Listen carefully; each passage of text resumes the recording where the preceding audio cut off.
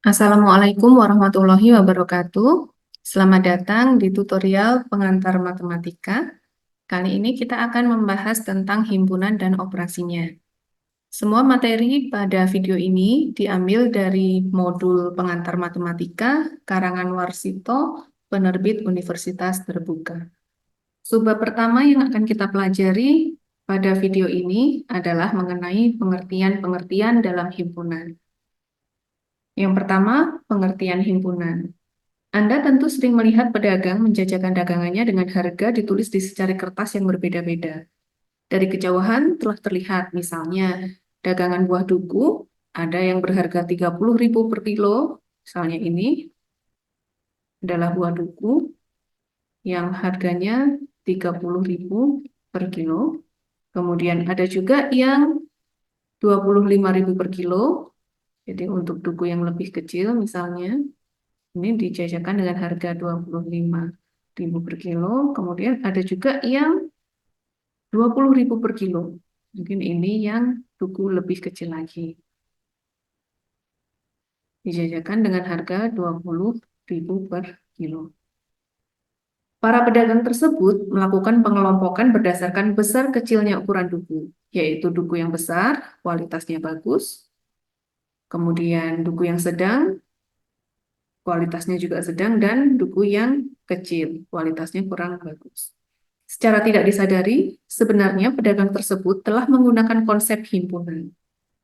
Mereka membuat himpunan duku besar, himpunan duku sedang, dan juga himpunan duku kecil. Nah, secara lebih formal, himpunan tersebut dapat didefinisikan sebagai berikut. Himpunan adalah sekelompok objek yang memiliki ciri sama dan dinyatakan dengan jelas. Nah, di sini ada penekanan yaitu ciri sama dan jelas. Untuk kasus duku yang tadi adalah kualitas duku.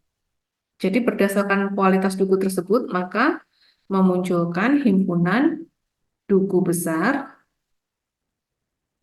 kemudian duku sedang, dan duku kecil. Ilustrasi yang lain dapat dilihat pada contoh-contoh berikut ini. Yang pertama, himpunan semua mahasiswa UT yang terdiri dari 500.000 orang. Di sini yang menjadi ciri sama adalah mahasiswa UT. Jadi, mahasiswa yang berada di Medan, Makassar, Jakarta, atau di Jayapura, bahkan yang berdomisili di luar negeri, asalkan mereka terdaftar di UT, maka mereka termasuk objek dari himpunan semua mahasiswa UT. Kemudian contoh yang kedua, himpunan mahasiswa UT yang registrasi mata kuliah pengantar matematika yang terdiri dari 150 mahasiswa. Di sini yang menjadi anggota himpunan hanyalah mahasiswa yang memiliki ciri sama, yaitu mahasiswa UT yang registrasi mata kuliah pengantar matematika. Jadi, mahasiswa yang walaupun ia terdaftar sebagai mahasiswa UT, tetapi tidak terregistrasi pada mata kuliah pengantar matematika, maka ia tidak termasuk dalam himpunan ini.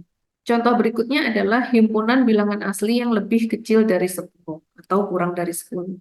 Di sini yang menjadi objek himpunan adalah bilangan asli yang lebih kecil atau kurang dari 10.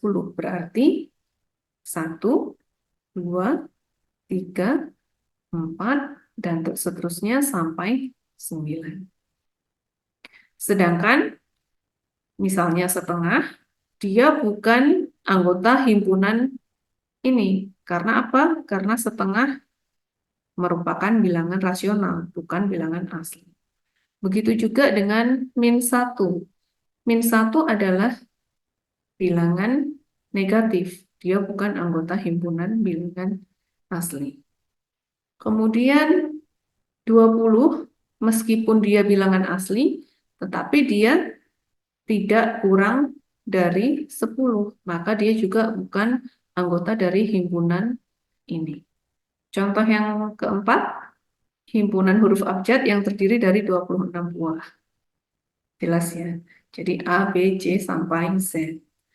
Kemudian contoh yang terakhir adalah himpunan huruf vokal, yaitu A, I, U, E, O. Ini anggotanya.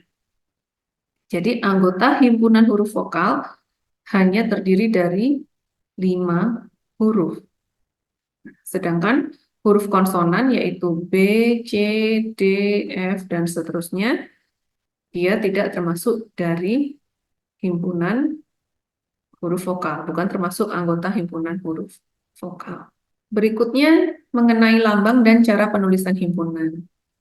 Lambang himpunan secara umum ditulis dengan huruf kapital, misalnya A, B, C, D, dan seterusnya. Untuk himpunan khusus, yaitu himpunan bilangan prima, komposit, asli, cacah, bulat, rasional, irasional, real, dan kompleks, akan diberikan notasi tersendiri yang sudah disepakati oleh para matematikawan, yaitu untuk bilangan prima dinotasikan dengan P, kemudian ini saya tulis dulu ya, ini prima.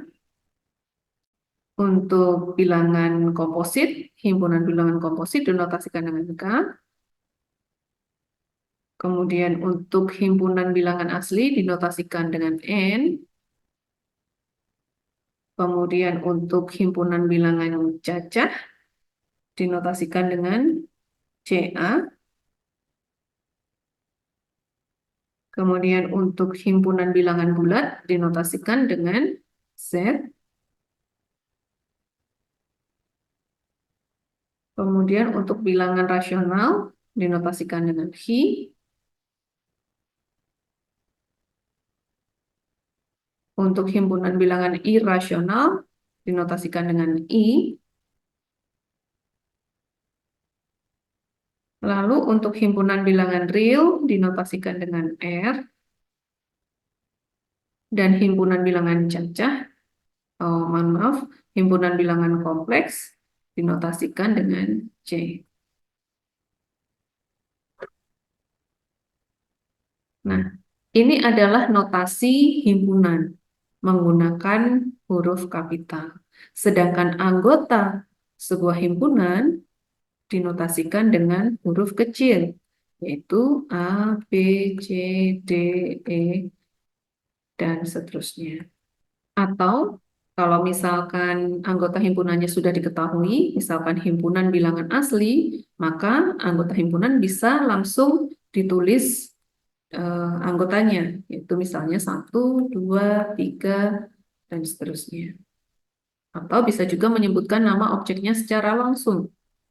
Misalnya himpunan mahasiswa UT, kita sebutkan namanya, misalnya Rina, Andi, Susi, dan seterusnya. Cara penulisan himpunan ada 2 macam, yaitu yang pertama adalah dengan menjelaskan ciri-cirinya. Misalnya, himpunan A adalah himpunan yang anggotanya X dengan syarat X-nya itu apa? Dijelaskan ciri-cirinya di sini. Kemudian bisa juga dengan cara yang kedua, yaitu mendaftar anggotanya. Jadi kalau dituliskan notasi himpunannya adalah A sama dengan kurung kurawal, kemudian langsung ditulis anggotanya siapa, siapa, siapa, dan seterusnya. Nah, kalau kita mau mengambil contoh yang tadi, himpunan bilangan asli yang kurang dari 10, maka kita bisa menulis himpunan dengan cara yang pertama menjelaskan ciri-cirinya. Ya, kita misalkan dia adalah himpunan A, merupakan himpunan bilangan asli yang kurang dari 10. Maka A sama dengan kurung kurawal, ya, kurung kurawal buka, kemudian kita tulis anggotanya, misalkan X, dengan syarat X-nya adalah anggota dari himpunan bilangan asli yang kurang dari 10. Maka kita tambahkan syarat lagi X kurang dari 10. Nah, ini cara yang pertama. Kemudian cara yang kedua, A sama dengan mendaftar anggotanya. Maka kita daftar 1, 2, 3, 4, 5, 6, 7, 8, 9. Seperti ini. Seringkali cara yang kedua ini kurang praktis. Karena ketika kita memiliki himpunan yang anggotanya sangat banyak, maka mendaftar satu-satu anggotanya tentu sangat menghabiskan waktu, tenaga, dan juga menghabiskan kertas, ya. Nah, maka cara yang efektif untuk menjelaskan sebuah himpunan adalah menuliskan himpunan dengan menjelaskan ciri-cirinya, atau cara yang pertama. Sekarang kita beralih ke subbab berikutnya, yaitu anggota, bukan anggota, dan himpunan kosong. Yang pertama, suatu objek yang termasuk di dalam himpunan disebut anggota atau unsur atau elemen dari himpunan dan dinotasikan dengan ini ya, notasi elemen.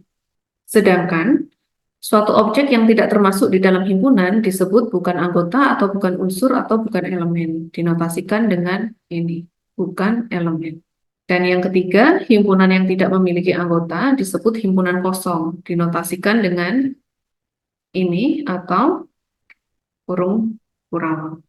Baik, kita masuk ke contoh. Misalkan saya punya himpunan V, yaitu himpunan huruf vokal yang anggotanya adalah A, I, U, E, O.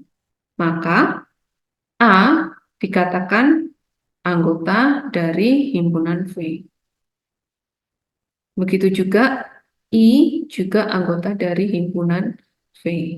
Dan seterusnya U, E, O juga anggota dari himpunan V. Bisa dituliskan dengan cara yang sama. Sementara itu, B, karena dia bukan huruf vokal, maka B bukan anggota dari V.